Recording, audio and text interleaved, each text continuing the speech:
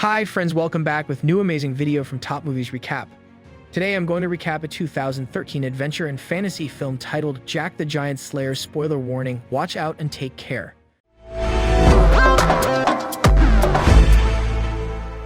The movie begins with Jack being particularly fond of tales about barons and monarchs. He had been influenced by a royal story. It's about a time when a monarch ruled over a country. During the king's reign, several preachers prepared peculiar beans. The purpose of these seeds was for them to confront God and soar into heaven. They sowed those seeds, and as a result, a taller tree grew. That massive tree was rising through the skies. Pastors thought to themselves, this is the way to heaven. As they climbed the tree, they discovered another world between earth and heaven. Because it is home to giants who are taller than humans, it is a deadly environment. When those giants came face to face with them, they immediately recognized them as human beings. They discover the earth's route and follow it. Despite the fact that they began consuming human people after killing them, they harmed everything by appearing on Earth. After witnessing this destruction, the king's knights put an end to one of the giants. Pastors then cast sorcery on the creature's heart, extracting it. He fashioned a gorgeous crown out of that heart. The most incredible thing is that when the king wore the crown in front of the giants, they kneeled before him and acknowledged him as their ruler simply because he wore it. The giants were then ordered to return to their old state by the monarch. After the giants had left, the king had that tree cut down, and he stored the tree's seeds for all time, and those seeds and crown were buried with that king in his coffin when he died. And this story was also a favorite of Princess and Jack. Princess' mother used to tell her this story because she was a descendant of Jack. After 10 years, Jack is seen as an adult on his way to sell his horse at a metropolis. When he arrives in that city, he notices that the same king's play, the stories of which he has been taught since he was a boy, is being performed, and he goes to attend it. There was also a princess present. She has been disguised and is no longer recognized as a princess. The princess is then taunted by a number of individuals. As he rushes forward to defend the princess, a boy smacks Jack in the face. When Jack threatens them, they all give in. Jack believes they were terrified, but he knows they approached the princess after he returned, and it was for this reason that they knelt princess by their side. Then there's Roderick, with whom the princess's father had agreed to marry his daughter. However, he did not appeal to the princess and she refused to marry him. Roderick notices the destroyed state of his study room. He notices something is awry. He also discovers a crown in a plant pot that was crafted a year earlier from a giant's heart. However, there was one element missing from the book. Roderick commands his courtiers to block the entire city and search out that pastor from anywhere. When Jack arrives to sell his horse, he offers the youngster 10 coppers, which Jack would gladly accept if the monk had the money. As a result, the pastor offers him the beans as security. Jack is unimpressed, so he informs him that these are sacred relics, which he can bring to the abbey in exchange for the money he was promised. The pastor warns him not to misplace or damp the beans. The preacher then departs. Having purchased Jack's horse, he is apprehended. As he returns to the house, Jack's uncle becomes enraged. What is this exactly? You're bringing beans instead of a horse. You were duped by that pastor. And he throws the beans down in a fit of wrath. Jack starts collecting the beans on the ground, but one of them falls out of the wooden holes. Jack is completely oblivious to it. Outside it was raining and Princess was passing by because she wasn't ready to marry Roderick. As a result, she had snuck out of her residence. Princess seeks cover in that wooden cottage to avoid the rain. Jack recognizes her as a princess and the two begin speaking. Rainwater suddenly seeps into the bean as it passes through the wooden opening, which happened to be on the ground. It should not be touched by water, according to the pastor. After dipping the bean in the water, it begins to sprout. Because the beanstalk's roots were beneath the home, it was able to pull the house upward as it grew. Princess was imprisoned there. Despite Jack's protection, Princess gets turned upside down by a growing tree.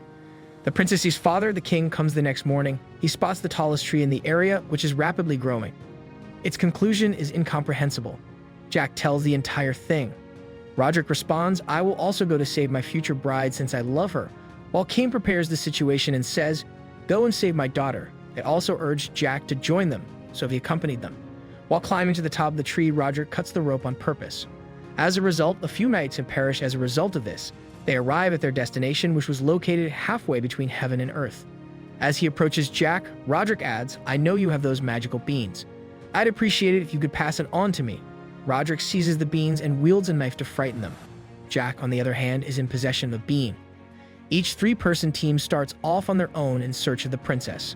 There was a threat of death lurking around every corner. A monster arrives in front of Jack's gang. After apprehending both of Jack's friends, he flees. Jack is looking for it. In every way he could, he wanted to find the princess. It was well known that wherever the monster walked, the princess would be hidden. After that, we see Roderick with his pals. Because he was not his company, Roderick pushes one of them down. Then, in front of them, a giant appears. It also kills Roderick's buddy before he is killed. Roderick is about to be killed. Roderick, on the other hand, produces a miraculous crown. 1,000 years ago, it was the same crown formed of a giant's heart. It was created by King and included a spell. It goes without saying that giants will obey whoever holds this crown. So, donning that crown, Roderick travels to a location where a throng of giants is gathered. There was also a princess with one of their allies who had been caught by a giant and brought here. All of the giants knelt in front of him. Roderick also commands the giant's leader to bend down in front of him. It also accomplishes it. Roderick sits on the throne, his foot resting on the throne's head. He declares, "From now on, I am your king. We'll invade the planet and enslave everyone." A giant drives the princess and Jack's sidekick warrior into a kitchen. Jack arrives just as the combatant is about to be devoured. Jack assaults the monster with a large knife before the behemoth kills him. And the knife is plunged into that giant, who falls to the ground dead. As a result, Jack saves that combatant. Then 3 of them go from that location. They arrive at a point where they can get to Earth by way of a tree. However, there is a massive sleeping behemoth. They were unable to flee in its presence. As a result, Jack and Fighter construct a wasp hive. After removing its face armor, they set free the wasps that had been trapped inside. As a result, the giant wakes up and begins to fuss. It is noticed by the king, who notifies the giants that they are about to descend. He instructs his knights to take down this tree because those giants will destroy everything if they arrive on Earth. Nobody will be able to prevent the disaster. That Fighter instructs Princess and Jack to return to Earth while he remains on the planet to stop Roderick at all costs. He'll bring calamity to the entire world when he arrives on Earth, and I'm well aware of his deception. And the Fighter remains in place, while the Princess and Jack begin their descent through the beanstalk. Unwillingly, the king allows the tree to be felled. He realized the tree posed a threat to the entire world and that it may be the source of doom. Roderick, on the other hand, is getting ready to join the giants on Earth. There was also a combatant hiding in plain sight. Before the giants fall, that Fighter attacks and kills Roderick. Roderick's crown is fallen. On Earth, knights are depicted cutting down that tree, which then begins to fall steadily. With the help of the tree, that combatant is collapsing. Princess and Jack, on the other hand, are attempting to fall with the tree. However, 3 of them live, and the giant's commander receives the crown, which he places on its fingers. And he is recognized as the ruler of all giants.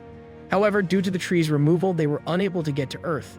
There was a small pouch with the same beans in it, which they discovered. The magical beans were the same. Those beans are thrown into the water by the king giant. And it's there that the massive trees begin to sprout. Those giants point those trees toward Earth and begin their journey. When King sees his daughter, he is overjoyed, which pleases Jack. He was, however, unaware that Jack and the princess had begun to like each other. As a layman, Jack departs from there, bidding Princess farewell. While walking back to his house, Jack discovers that the trees have returned to Earth. He realizes that it was caused by Roderick's snatching of the beans.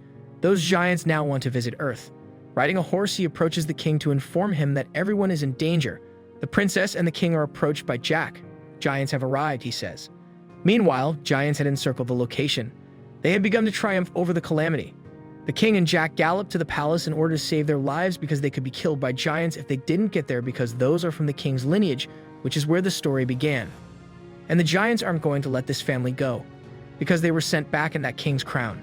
Before any danger from giants, they all gather at the palace. Jack, on the other hand, is abandoned. He tells them to take down the beanstalk that led them to this location. However, before moving upstairs, Jack comes up. That beanstalk is caught by a giant's skull. That combatant gives the command to keep shooting the arrows, which they do, and the king of the giants drowns. It couldn't come up from that spot because there was a blazing fire. As a result, he continues to look for another route, entering the ocean. The door was being closed, but giants were using ropes to draw the door towards them, while king's knights were driving the door towards them. Those giants also tossed the burning trees into the palace. While targeting it, a giant throws it at the palace wall. The palace's wall has also been shattered. When the king sees it, he is upset because stopping them is tough. The princess is asked to enter a room by the king. There is a back door. It will direct you to a location where you can obtain fire torch. You may light the fire torch to warn others that we are in danger. The princess and Jack depart for their assigned assignment, because that fallen commander of the giants in the water was coming out, raking up the ground. Earth began to burst as they moved to the palace's fire torch. He attacks and captures both of them as he emerges from the shadows. When the behemoth is about to devour him, Jack pulls out the last miraculous bean. He kept it in a safe place.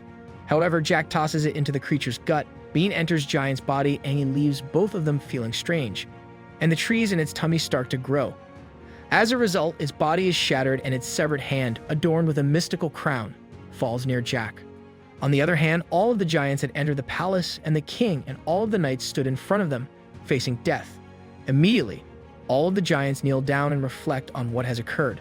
When they turn around, they see Jack standing there clutching the crown, and he puts that crown on his head and he tells all the giants to return to their own states. As the giants depart, all trees are cut down. Following that, Jack and Princess marry. They also have 2 children who are being told the stories of the giants by Jack, as he'd been hearing since he was a child.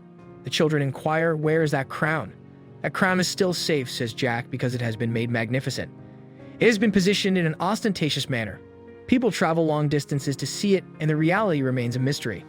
We hope you enjoyed our video from today. If you enjoyed this video, please hit the like button and subscribe to our channel to receive notifications of new and interesting videos.